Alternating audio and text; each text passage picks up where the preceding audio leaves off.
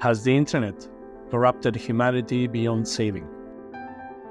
Or is there still some hope left? Or even worse, is this what we were always destined to become?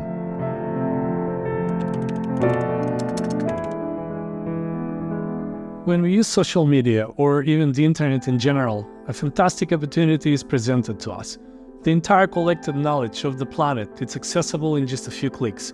We can interact with people all around the world with different backgrounds and cultures and learn more about them and their way of life. We can even make a difference in someone's day, a complete stranger who doesn't know who we are, where we are from, or what we look like. We have the power to touch someone's life with a few kind words. But as we know by now, kind words are not what many people default to. Instead, the internet and social media have become a breeding ground for rage and hate. Hate and hate speech is nothing new. It has existed long before the internet. Many groups have spread messages of hate and violence throughout history, tearing down entire communities of people just trying to live their lives, sometimes in fatal ways. In modern times, whether you're an athlete, an actor, a politician, an influencer, or even a regular peaceful citizen, every word you say and decision you make is going to be observed and judged by hundreds or millions, if not billions of people. So how did we get here? What made us put every move we make under a microscope? Since the beginning of the internet, one of its most magnetizing features is something that has become a double-edged sword: anonymity. When you're on the internet, you have the ability and freedom to be whoever you want to be. You can create colorful personas or act as a blank slate, a ghost that lives in data pockets across many networks.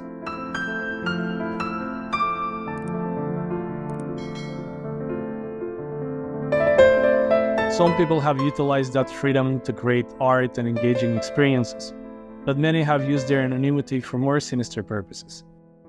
Hiding behind the default profile picture makes saying things, even hurtful things, much easier.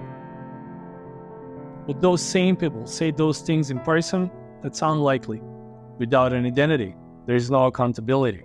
And with no accountability, people feel emboldened to say things they wouldn't necessarily say out loud in real life. The other side of internet hate ties into something that's not exclusive to the internet, but is strengthened by the protection it provides: lack of empathy.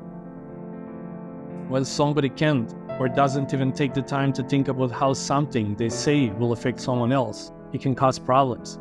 And unfortunately, this kind of behavior is present on both sides of the argument.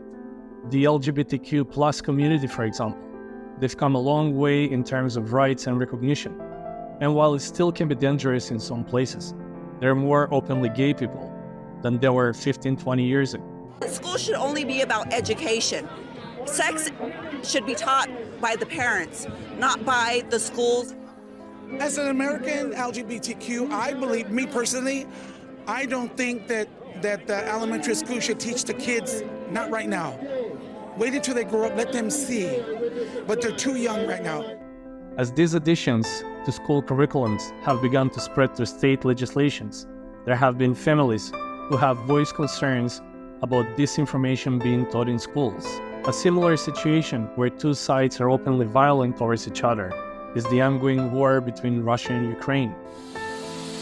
This factory in Pennsylvania is making Ukraine's most important ammunition.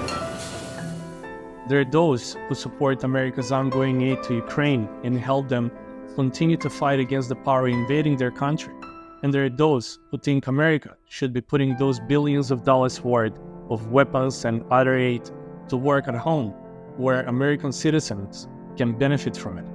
There are many more, but one final example of a war of hate being waged online is the intolerance that goes on between people with different government party affiliations. Gone are the days when people either kept their political leanings quiet or were willing to be tolerant of other ideologies. The thinking now is that if someone doesn't think how you think or believe the things that you believe, they're wrong. Due to the internet, we have a situation of modern-day tribalism. Like-minded people flock to their own groups, where there is no conflict, or difference of opinion to negotiate. So when two groups or tribes of opposite opinions clash, it feels like an attack on their minds, on their beliefs. Before the internet, all of these conflicts happened face to face. And in the name of counting to run a civilized society, people were more willing to stay level-headed and listen to what others had to say, to reach a compromise so they could move on and accomplish things that needed to be done.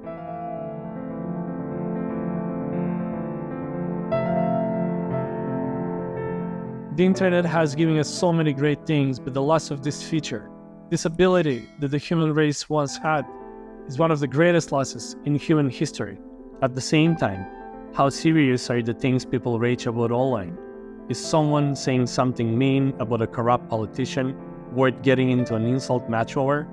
Or even worse, finding out where they and their family live so that someone could potentially hurt them?